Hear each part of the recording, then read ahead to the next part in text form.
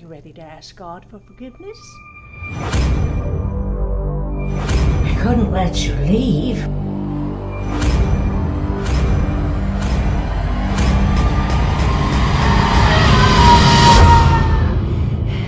God didn't love you yet. All right. Welcome back to another Frightgown filmmaker interview. I am joined by Chris Moore, who is the director of Children of Sin and several other independent queer horror films. Hi, Chris. Thanks for joining me. Oh, so good to be here. All right. So we're going to start with a softball question. I would love if you could tell folks a little bit about how you got into filmmaking in the first place. Oh, okay. I think I was 5 or 6, and my family and I took a trip to Universal Studios in Florida, where they used to have this attraction. It was an Alfred Hitchcock thing, and they would show you like how he did this scene from this movie and this one from that. And I remember they showed a clip of the shower scene from Psycho, and I thought, oh my God, this is so scary. And then they showed you how they shot it, and I was like, what? This looks so stupid. Why would they were, how do you get that from that? And I thought, that's really cool. It's almost like a magic trick. And at the time, I wanted to be a Disney animator. That was my big dream. And then I found out I couldn't draw. So that was like, well, womp womp, you know. Right. And but then I by that point I had seen enough live action films that I thought, okay, this kind of works too. This is pretty cool. Maybe I should try this. And from then on, it was like, that was my goal from that age, was like, I need to do this. But I hadn't seen a lot of horror films. In fact, they terrified me. Like, I couldn't even like walk into a party city in like around Halloween, because it was like all these like stand-ups of like Freddy and the crypt keeper. He used to freak me out. I had nightmares about him.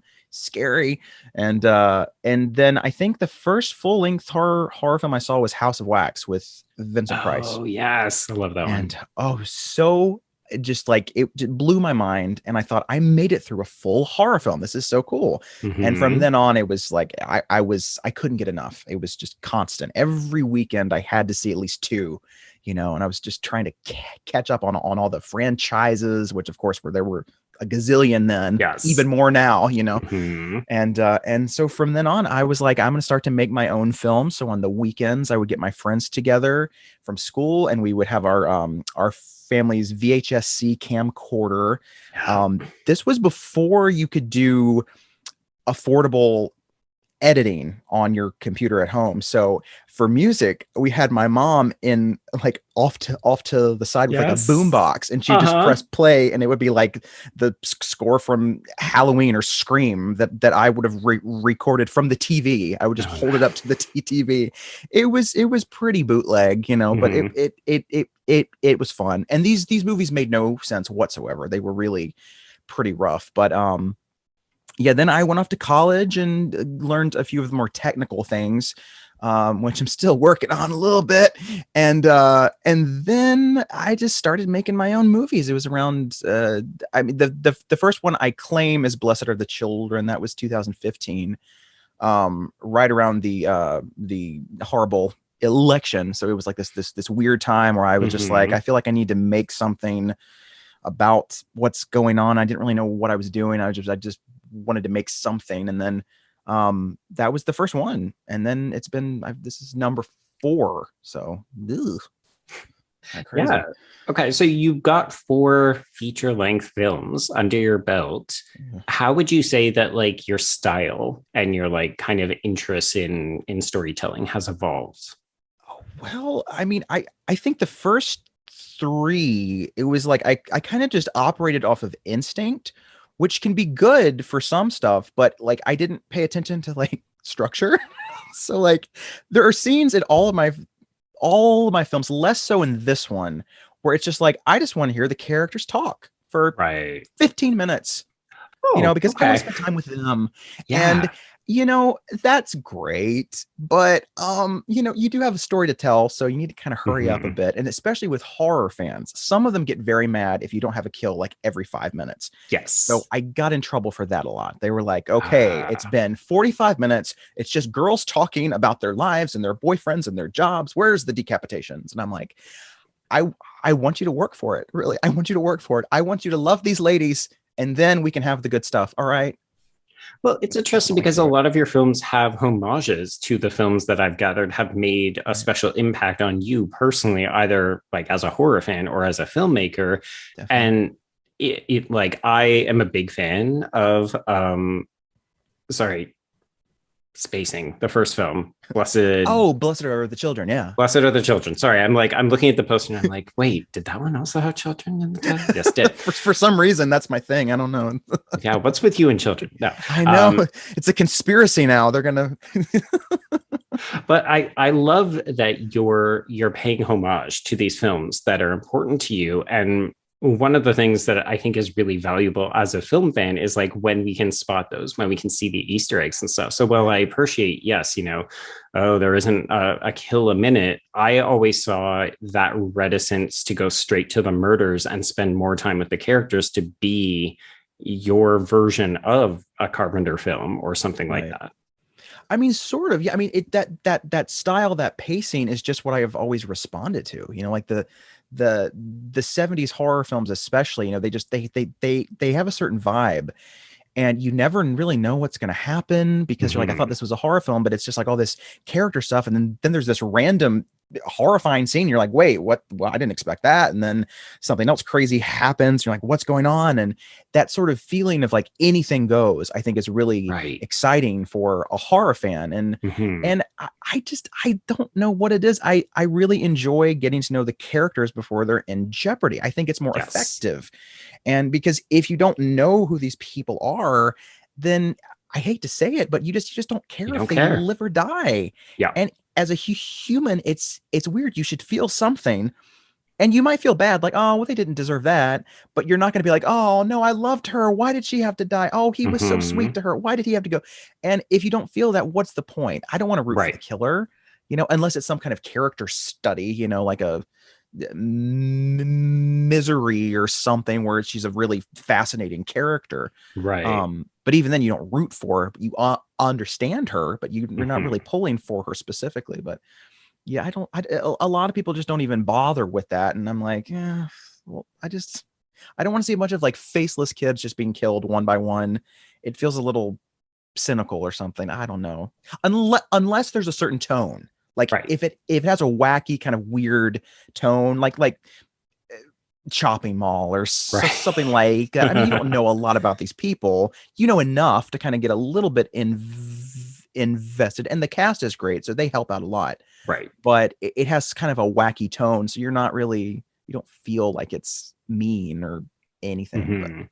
But I don't know. Well, I think we'll come back to this idea of like rooting for a killer, because I think you've got a good synthesis of what you tried to accomplish in Children of Sin too. Right, so let's pull back a little bit and talk about what life is like as an independent filmmaker. So what are some of the hardest things about making independent films, and what are some of the best things about being outside of a conventional studio system?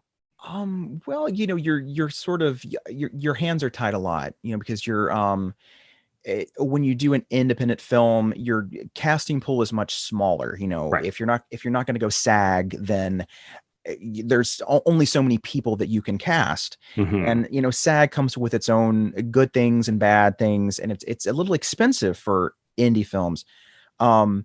And then there's also, you know, trying to find the location. So you want to make sure you write something that you can conceivably pull off in one or two locations, not a big cast. And then it's just money in general. You have none of it. I mean, you really have none. So I invested in a camera, sound equipment, lighting, because I thought if I just buy all of this stuff now, I can use it for all of the films, and I won't have to rent it, because they're renting. I mean, that stuff is, oh my God, it's astronomical. Yeah. And so that's where a lot of the money tends to go with these indie films. And I thought, well, if I have this in my closet here, it's no big deal. Right. And then of course marketing, because there's a lot of people that don't really want to take a risk on an indie film because they think, well, this is low budget. I don't know the cast, it's probably wonky and like just sort of cheaply put together, and I'm not going to care. And so you have to kind of fight that stigma too, because it really is a stigma. Some people just don't want to watch a film that costs less than $1 million. They just don't. So that's tough. But then the good part is if you're working for yourself, if you're producing this yourself, you can control the script. You don't have someone saying like, do you really want to have this actor play this part? Because we think this would be a better choice. Or why does this character have to be so brash? Or why is he so gay? Like you don't have that constantly, over your shoulder trying to turn your story into something else, which is nice. Yeah. So you've got that flexibility and that freedom to really tell the stories that you want to tell. It's just, you also have to work within the limited confines of like, okay, we've got this cottage for like 48 hours and we need to make a movie. Exactly. And now it's started to rain. We're supposed to shoot outside. Oh no. Which is a problem for every kind of production, but especially for a low budget, it's like, oh no, it's the end of the world. What are you going to do? But that's kind of the fun part though, too, is that you can stop and think, okay, we planned it for outside. How are we going to fix it? Because everybody's here, with this film in particular, we had an actor who pulled out like the day of the shoot and we had everybody there and we were like, shit, what do we shoot? And so we were just like, can we shoot the stuff we planned for the next day that didn't involve this person? And they were like, sure. And so you just fix it right on the spot, and it's stressful, but it's an experience. Yeah, I mean, if nothing else, you've got to be flexible. You've got to be willing to problem solve. But I also imagine that there's a certain like all hands on deck. Like, okay, we all want to make this happen. We're all here. Let's get it done. Absolutely. And that's the fun part. Like with this movie, I swear, like everybody was just such a joy. And it sounds stupid to say that it's boring, but I mean, really, they were so delightful. Everybody got along and we had the best time. We were laughing the entire time. It was just, and I mean, considering the subject matter, I was like, should we be laughing right now? But we were just, oh my God, it was a hoot. We just had the best time. Nice. Okay, so you mentioned briefly, like one of the things that might get imposed on you if you had overlords or oversight was queerness, or maybe even like how much autonomy women can have, which is something that this film is particularly interested in. But obviously, queer characters feature fairly prominently in most of your films, and I'm curious, why is that important to you? Like, why the fixation? Why the focus? Why the need to have queer characters in there? Well, I mean, as a queer person myself, it makes sense. I mean, I would like to see what I would have liked to have seen when I was a kid. I think a lot of us that are now doing this, we're like, what would we have liked if we were 13 and we were just going through the video store and trying to find a movie? What would we like? And I don't remember many queer characters really. I mean, and the ones that we did have were, I guess not always the best. You think of a movie like Dressed to Kill, which I love, but my God, the ending, come on, and Cruising, which also has some great parts, but it is, like little sketch. And so, I mean, when you just have that, you kind of want to make something. What's surprising though is just by making a character queer, it changes the dynamic a lot, and all of a sudden it becomes something new. So if you have a character that's kind of a stock bored housewife, that you've seen a million times, but all of a sudden you decide to make it a gay man who has just been married, and he's like, I don't know if I should be married. That's something you don't see very often. That's kind of new. So just by sort of flipping that, it's something different. You've created something that we haven't seen before. And I think that's what's so great about just letting people from all walks of life tell stories, is that you're going to get all these different types of characters and stories you never thought of. because we historically we haven't been given an awful lot of chances to really tell our own stories. So it's kind of nice to just be able to do it. Yeah, the opportunities to tell stories that just haven't been told because people like yourself and the other filmmakers in this series, if those filmmakers aren't able to tell the stories, then they don't always make it onto the screen, because nobody fights as hard for queer stories as queer creators, right? Exactly. Yeah. Okay, so let's zero in now on Children of Sin, your most recent film, your fourth film. How did this film come together? Like, take us on a kind of survey. Where did you start, and how did it all come together to end up on Amazon? Well, I got the idea. I think I was in Catholic school at the time, which is also where I got the idea for Blessed Are the Children. So this school really is responsible for a lot of my ideas. Yeah. Because I think that's when I first heard about just the idea of conversion therapy. And then I remember going on a date with a guy once, and I remember he talked about how he went through it, and he was like really proud that he did. And like he like thanked his parents about it. And I was like, this is a lot to unpack. I'm going to need to take a rain check on this. And so that kind of made me think of that idea again. And I kept thinking about it for years. I mean, even before Blessed Are the Children. And at some point, it was during the pandemic, and I was like, I want to write something that we could maybe make for no money, small locations, tiny cast. And I thought, well, what about this movie? Because it all took place in this one location spot. And I thought, okay, maybe we could pull that off. And the original script was a little bit different. I think there was like a crazy aunt character for Jackson and Emma, and I don't remember how she figured it. So I think we combined her with Robbie, and I'm trying to think if there was anything else that really changed.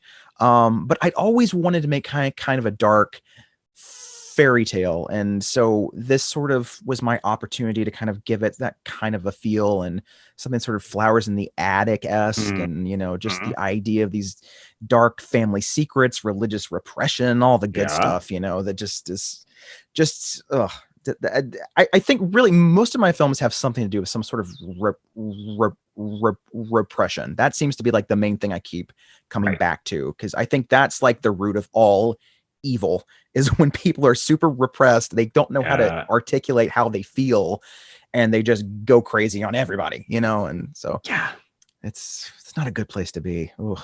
Yeah, and we end up with a lot of bloodletting, like in this film, an awful lot. Yeah.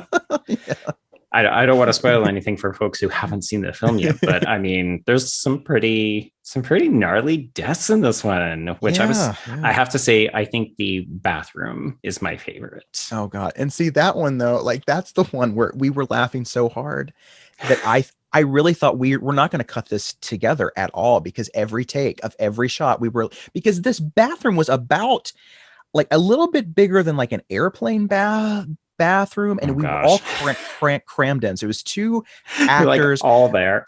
It was horrible. Myself and the sound guy, and we were all like, I think he was on the floor just like with the boom like pointed up. It was just ridiculous. And the more blood we added, the more we laughed. And we were like, this is not going to work at all. And then we cut it together. I was like, oh, okay, it's not bad. Okay, great. it was I really liked fun. It. That's the joy of making horror films. Yes. So one of the things that I really, really enjoyed about this film in particular, that does feel a little bit different from your previous works, is that you've got this really great central villain, like just so fucking hissably hateable in Mary Esther. So can you tell me about if you had specific inspirations that you were drawing from, like who maybe contributed to this character, and why do you think we love to hate characters like this so much? Oh God. Well, I think